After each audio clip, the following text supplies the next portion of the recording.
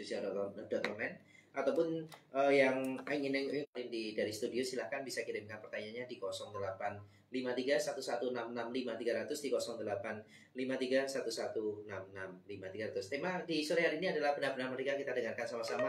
Saya dari Ibu Salim Matahirul di program Happiness Mama. Silakan Ibu. Yes, amin, amin. Puji Tuhan ya, 77 tahun Indonesia sudah dimerdekakan. Tetapi kita juga perlu terus berdoa karena masih banyak pulau-pulau yang belum merdeka untuk menerima internet ya, jaringan sampai di sana. Masih banyak PR buat Indonesia. Tapi kita bersyukur bahwa kita bukan lagi negara yang dijajah. Tetapi satu hal yang saya katakan, kita nggak cuma menikmati kemerdekaan yang tinggal di bangsa ini, tapi di dalam hidup seorang percaya kita perlu pastikan bahwa kita sungguh-sungguh dan benar-benar sudah merdeka. Kita akan berdoa sebelum kita mendengarkan pesan roh ini. Mari kita berdoa. Roh Kudus, kami mengundang Engkau hadir di sini. Roh Kudus, Engkau mengambil alih seluruh hidup kami. Kami minta supaya hikmat, kuasa Allah boleh dibukakan bagi kami, diberikan kepada kami untuk mengerti firman yang kami baca, untuk mendengar apa yang kami dengar dalam pesan-pesan roh. Tolong setiap pribadi kami, kuduskanlah kami karena Engkau Allah yang kudus.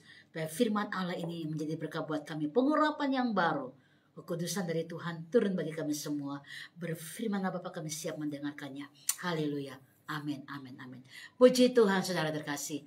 Di dalam kehidupan kekristenan kita perlu pastikan bahwa kita adalah orang-orang yang terlepas dari perbudakan dunia. Bagaimana caranya saudara dan saya tahu kita masih diperbudak dengan dosa? Sangat gampang sekali. Orang yang masih diperbudak oleh dosa adalah orang yang tidak bisa menguasai dirinya. Ya, ini kenyataan yang kita bisa sekali untuk cek apakah saudara dan saya sudah bebas benar-benar merdeka di dalam Yesus atau kita masih terus diperbudak dengan dosa. Nah, bagaimana cara mengerti dan tahu kita diperbudak oleh dosa? Tadi saya katakan sangat mudah sekali. Di saat saudara nggak bisa menguasai diri, di saat saudara belum bisa self control, menaklukkan kedagingan saudara, ya, ini yang dikatakan saudara masih membiarkan perbudakan terjadi dalam hidup saudara. Nah, oleh karena itu biarlah firman Tuhan sore ini membuat saudara mengerti dan mengenal siapa diri saudara di dalam Tuhan Yesus yang sudah menyelamatkan saudara. Ada pesan roh yang luar biasa yang kita perlu belajar, bahwa saat ini kita yang telah dimerdekakan oleh Yesus dari dosa dan maut, ya, kita perlu berjaga-jaga setiap waktu supaya tidak ada celah.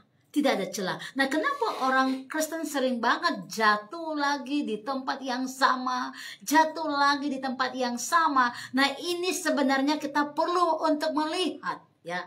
Makanya waktu saudara sudah berdoa dan meminta supaya pengampunan Tuhan turun buat saudara, ini perlu ada ujian kehidupan, di mana saudara harus belajar untuk bisa menaklukkan diri saudara kepada pimpinan Roh Kudus. Tidak banyak orang yang bisa mengalami atau membiarkan dirinya dipimpin oleh Roh Kudus. Karena tentu secara manusia kita masih tinggal dalam kedagingan yang merasakan sakit, pahit, dan seterusnya. Tetapi bukankah Tuhan sudah memerdekakan kita? Ya, saat dia disalibkan, penderitaan kita sudah selesai. Saat kita sakit, kita mengalami kesembuhan, ya itulah karena dia menggantikan posisi kita, ya. Yang harusnya kita benar-benar dibuang dan diperbudak dengan banyak dosa, dia menggantikannya di atas kayu salib supaya saudara dan saya terlepas dari hukuman dosa. Kita diberikan Tuhan kuasa untuk menolak segala godaan-godaan yang bisa merusak kehidupan rohani kita. Nah, oleh karena itu mari kita belajar bersama-sama untuk melihat apakah kita semua sudah benar-benar merdeka di dalam Tuhan, ya. Dosa mengakibatkan ketidakmampuan total. Jadi kalau kita diperbudak oleh dosa ini mengakibatkan ketidakmampuan kita untuk bisa mengartikan kehidupan yang berkenan kepada Tuhan. Nah, ini ya, jadi kalau saudara masih membiarkan dosa menguasai, makanya kita nggak bisa mengerti mana kehendak Tuhan, ya. Nah, oleh karena itu kita belum bisa mengalami sesuatu yang memang jadi kehendak Tuhan karena kita belum lahir baru, artinya belum bertobat dari semua kebiasaan-kebiasaan kita. Ya, kita perlu untuk memikirkan dan berusaha sungguh-sungguh bagaimana supaya bisa berkenan kepada Tuhan. Ya, sungguh-sungguh menggapai apa yang menjadi firman-Nya di dalam kita. Kita membiarkan Roh Kudus berbicara, kita membiarkan Roh Kudus untuk mengambil alih hidup kita. Nah, yang paling membuat kita sering jatuh di tempat yang sama ini adalah di sini, saudara, di pikiran, saudara. Ya, dan pikiran kita perlu taklukkan kepada dalam Kristus supaya kita boleh memperoleh kehidupan yang berkenan di hadapan Tuhan. Mari kita baca firman Tuhan di dalam kitab. Saudara silakan buka Alkitab saudara, kita baca dalam kitab Galatia pasal yang kelima ayat yang pertama, ya. Galatia 5 ayat yang pertama. Demikianlah firman Tuhan, supaya kita sungguh-sungguh merdeka, Kristus telah memerdekakan kita. Karena itu berdirilah teguh dan jangan mau lagi dikenakan perhambaan. Jangan menghambakan diri. Jadi begini saudara, orang yang sudah merdeka oleh karena Kristus. Nah, ingat ini. Yang paling penting adalah begini, bukan karena perbuatan baik kita, ya, kita mendapatkan kemerdekaan dari Yesus, tetapi ini adalah sebuah anugerah pemberian Tuhan. Tuhan mengasihi kita, sehingga Dia berkata, Sarlin, saya ingin pulihkan kamu, Sarlin, saya ingin mengampuni kamu. Dan kalau kita sudah dipindahkan dari kegelapan ke dalam terang Allah yang ajaib, jangan keluar dari terang itu, saudara. Karena kemerdekaan ini Tuhan yang memberikan kepada kita. Ya, kita nggak perlu berjuang, kemerdekaan sudah nyata kepada kita. Tetapi seperti yang di bagian B dikatakan, kita harus sungguh-sungguh berdiri dengan teguh di dalam iman, jangan tergoyahkan. Nah, kalau bangsa Indonesia merdeka, ya, kita tahu bahwa ada banyak pahlawan-pahlawan yang sudah berkorban bagi kita, nyawanya berkorban untuk kita menang, ya saudara. Tetapi Yesus melakukan kepada kita orang percaya. Dia mengorbankan dirinya supaya saudara dan saya juga merdeka. Dan ini lebih dari yang kita pikirkan. Karena tadinya kita yang gak layak dilayakkan, kita yang tidak punya apa-apa dikasih anugerah, ya, bahwa oleh karena kekayaannya Tuhan memberkati kita dengan limpah-limpah oleh anugerahnya. Ini satu kemenangan yang luar biasa. Tetapi lagi dan lagi, kenapa orang Kristen sering jatuh di tempat yang sama? Kita nggak bisa menaklukkan pikiran kita, saudara. Nah, ini pikiran kita yang perlu kita taklukkan di dalam Kristus. Ya, saudara, kalau tidak bisa menaklukkan pikiran saudara, engkau membiarkan pikiran itu diperbudak oleh iblis. Makanya banyak sekali negatif yang terjadi. Banyak sekali hal-hal yang tidak baik. Nah, saudara yang belum merdeka bisa terlihat engkau gampang tersinggung, engkau gampang negatif sama orang, engkau gampang menuding atau menuduh orang, dan seterusnya. Ini ciri-ciri orang yang belum merdeka. Karena kemerdekaan di dalam Yesus itu memberikan kita nilai plus, bahwa kita nggak diperhambakan dengan pikiran yang buruk itu, saudara. Tetapi sebaliknya kita melihat orang, sekalipun itu musuh, ya, kita perhatikan firman. Adalah apa? Kita mengampuni orang yang bersalah kepada kita. So, ini kemenangan yang luar biasa. Supaya kita sungguh-sungguh merdeka, Kristus telah memerdekakan kita. Oleh karena itu, berdirilah teguh di dalam iman dan jangan mau lagi diperhambakan oleh segala macam bentuk kehidupan yang melemahkan hidup saudara. Saya mau tanya, kalau hari ini saudara hidup dengan happy walaupun ada masalah, saudara hidup dengan sukacita dan ucapan syukur, ini ciri-ciri bahwa saudara sudah mengalami kemerdekaan di dalam Tuhan. Tetapi kalau saudara sedang menghadapi masalah dan saudara tidak lagi mengharapkan atau percaya kepada Tuhan, pengharapan mulai mundur, mulai sia-sia, jam doamu mulai tidak ada lagi, engkau sudah gak berniat baca firman, sudah gak bergairah, engkau sedang membiarkan dirimu diperbudak again and again and again. Lagi dan lagi dan lagi dan lagi. Come on. Kita perlu melihat kepada kemenangan yang luar biasa yang Tuhan berikan buat kita. Berdirilah teguh dan jangan mau diperbudak lagi oleh kehidupan di dalam kegelapan. Kalau saudara mengasihi Tuhan, jangan cuma di bibir. Mengasihi Tuhan harus segenap tubuh, jiwa, roh, hati, pikiran kita. Kita tunjukkan kita mengasihi Tuhan. Mengasihi Tuhan itu gak cuma menunjukkan sesuatu secara lahiri, ya. Tetapi engkau harus menunjukkan bahwa jiwamu, roh, hatimu, pikiranmu, semuanya engkau memberikan kepada dia, karena memang hidupmu adalah untuk kemuliaan namanya. Ini ciri-ciri kemerdekaan sejati. Nah, oleh karena itu, kebenaran di dalam Tuhan, ya, kita hidup ini bukan membenarkan diri kita, saudara. Tapi kebenaran itu memerdekakan kita karena kita tinggal dalam kebenaran itu sendiri. Jadi harus membiarkan Tuhan mengambil alih hidup seperti yang Paulus katakan dalam Galatia 2 ayat 20. Hidupku bukan aku lagi sekarang. Sekarang yang dimaksud oleh Paulus adalah apa? Saat saya bertemu dengan Tuhan, makanya dia berkata begini, dulu yang kuanggap untung bagiku, sekarang kuanggap rugi. Apa keuntungannya Paulus, saudara, dulu? Sebelum namanya diganti jadi Paulus, seorang Saulus itu, dia bangga dengan semua kedudukannya dia bangga dengan semua totalitas pencapaian dagingnya dia.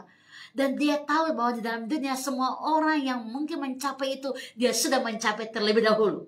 Sehingga ada kesombongan yang muncul, semuanya kedagingan dalam dirinya dia. Dan bagi dia bahwa inilah pencapaian yang luar biasa. Tetapi saat dia mengalami Tuhan, ini luar biasa, saudara. Saat dia mengalami Tuhan, dia berkata di dalam nama Yesus bahwa apa yang dulu kuanggap untung bagi dagingku, sekarang kuanggap rugi. Kata rugi adalah apa? Kubuang semua. Dan buang itu berarti gak ada arti bagiku setelah aku bertemu dengan Yesus. Ada apa? Ada apa yang membuat Paulus membuat perbedaan yang luar biasa? Ada apa dengan sebuah tindakan yang sudah berbeda sekali, yang dulu dicari oleh manusia-manusia, dia sudah mengalami semua, tapi bertemu dengan Tuhan dia berkata itu sampah saat aku bertemu dengan Yesus.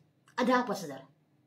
Ini yang menarik, karena di dalam Yesus kehidupan kasih itu lebih besar. Kasih itu menjadi nyata dalam seorang Paulus. Dia mengerti bahwa yang dicari selama ini adalah kesia-siaan dan tidak akan kekal. Tapi saat dia bertemu dengan Tuhan, dia merasa Tuhan memberikan dia pengampunan. Hidupnya mengalami kebebasan karena mengalami pengampunan Tuhan. Ini yang luar biasa, saudara. So, kalau kita semua sudah mengalami pengampunan Tuhan, bukankah itu melambangkan kita juga sudah dimerdekakan dari segala dosa? Jangan mau lagi dan lagi dan lagi dikukang perhambaan dari dosa-dosa tersebut dengan daging yang bisa merusak jiwa saudara. Contoh yang Paulus alami, contoh yang luar biasa, dia mengalami kemerdekaan sejati di dalam Tuhan. Makanya dia berkata bahwa dulu yang kuanggap untung bagiku. Betul. Dan saya rasa semua manusia mengalami yang Paulus alami. Apapun yang di dalam dunia mereka kejar, mereka cari, itu gak salah. Tetapi bertemu dengan Tuhan, saudara diajak untuk bagaimana kehidupan yang sesungguhnya serupa dan segambar dengan dia. Karakter-karakter roh terjadi. Ada kelemah lembutan, ada penguasaan diri, ada kehidupan yang benar-benar penuh dengan sukacita dan damai sejahtera. Kita bandingkan ini, saudara. Filipi 4 ayat yang ke-8. Kita baca ini. Apakah kita sudah mengalami yang dikatakan dalam Filipi 4 ayat yang ke-8? Kita mau aminkan. Ini yang Paulus alami. Dia mengalami kehidupan yang sesungguhnya di dalam Tuhan. Dan itulah kemerdekaan sejati. Jadi akhirnya saudara-saudara, semua yang benar, semua yang mulia, semua yang adil, semua yang suci, semua yang manis, semua yang sedap didengar, semua yang disebut kebajikan dan patut dipuji. Pikirkanlah semuanya itu. Pikirkan semua itu. Tadi saya katakan, kadang-kadang orang-orang sering jatuh karena di pikirannya sendiri. Orang-orang sampai nggak bisa tidur tengah malam karena pikirannya melayang-layang kemana-mana. Apakah pikiran saudara memuliakan Tuhan? Apakah pikiran saudara sedang memikirkan tentang kerjaan-kerjaan surga atau memikirkan keadaan-keadaan daging saudara? Saudara harus bisa melihat kepada panggilan roh. Sehingga Paulus adalah contoh yang luar biasa bagi kita. Dia mengatakan, sekarang ku anggap rugi segala keinginan dagingku dulu setelah aku bertemu dengan Tuhan. Mengapa? Karena semua kehidupannya berubah drastis 180 derajat, saudara. dia mengalami Tuhan dengan luar biasa. Saat orang membenci, dia menunjukkan senyum. Saat orang melempari batu, dia tetap mendoakan mereka. Saat orang menggeluti sehidup kehidupan lamanya dia, kamu dulu pembunuh, kamu dulu bla bla, jahat sekali kamu, dia tetap bilang, lihatlah hidupku sekarang di dalam Yesus. Hidupku bukan aku lagi, tetapi Yesus di dalam aku. Karena hidup yang kedua sekarang di dalam daging adalah hidup oleh karena percaya kepada Dia yang telah menyelamatkan aku. Galatia 2 ayat 20 sangat jelas mengatakan itu. Come on, kita perlu mencari perkenanan Tuhan, bukan perkenanan manusia. Semakin kita merendahkan hati kepada Tuhan, semakin kita berdoa menyembah Tuhan, semakin kita benar-benar menghancurkan keinginan daging kita, kita akan melihat kehendak Tuhan terjadi dan datang kepada kita. Saat saudara merasa susah untuk bisa melupakan hal-hal kedagingan, kembali lagi. Nah, ini yang saya juga katakan ya, kalau saudara masih sering merasakan begini, kok aku mengalami kesakitan ini lagi dan lagi dan lagi dan lagi dan lagi, saudara belum merdeka di masa lalu. Kalau saudara berkata aku sudah mengampuni, tetapi pas sebut nama itu, udah jangan deh, jangan sebutin lagi deh, aku sakit hati, saudara belum merdeka, saudara. Sungguh-sungguh firman Tuhan ini mengubahkan kita, saudara. Kita belajar mencari perkenanan Tuhan dan bukan manusia. Memang tidak mudah, tetapi ada Roh Kudus yang bisa menolong kelemahan kita. Artinya, minta Dia menolong kita, minta Dia menuntun kita, minta Dia memimpin kita, supaya kita tetap berdiri di dalam iman dan tak tergoyahkan oleh hal apapun. Dan orang yang sudah merdeka, dia gak pernah merasa disakiti dan tersakiti lagi. Dia sudah bebas dengan hal itu, dia sudah merdeka dengan hal itu, dia sudah gak mikirkan hal itu lagi. Ini ciri-ciri orang yang merdeka dalam Tuhan. Tapi kalau engkau masih, waduh, ini anak-anak Tuhan di akhir zaman jangan seperti ini.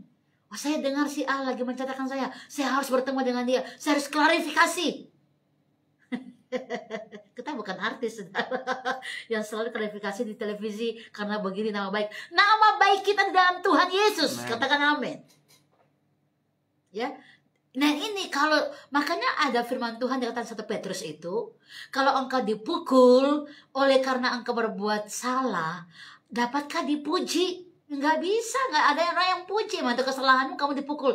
Tapi kalau engkau dipukul oleh karena nama Tuhan, ini bagus banget. Itulah kasih karunia. Wow, luar biasa. Perbedaan-perbedaan yang hebat dalam roh kita. Jadi mari kita belajar untuk melihat kepada perkenanan Tuhan. Semakin saudara tenggelam dalam hadirat Tuhan, semakin engkau mengerti apa yang Tuhan mau. Semakin engkau ambil puasa, doa puasa. Saya percaya engkau punya kemerdekaan kekal. Stay tuned. God bless you all. Amen.